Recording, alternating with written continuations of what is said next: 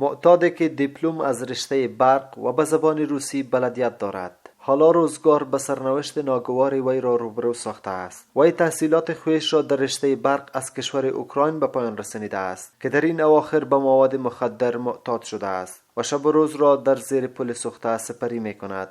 21 سال درس خواندیم، 12 سال مکتب، 9 سال 6 ماه در رشته برق دیپلم سرخ دارم.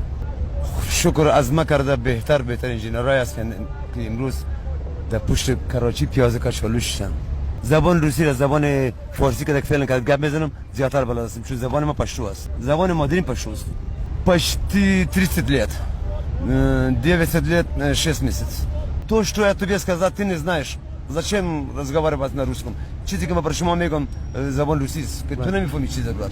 آرزو دارم که جوانای ما بخیر یک روز دیگه سالی وقت بیاین ببینیم در این وضعیت جوانان اینجا به حساب کسایی باشن که از کارهای مثبت استفاده کنن، نه جوانا رو باید نبینیم. بله هر کدامشان فعلا در سطح وزارت کار میکنن.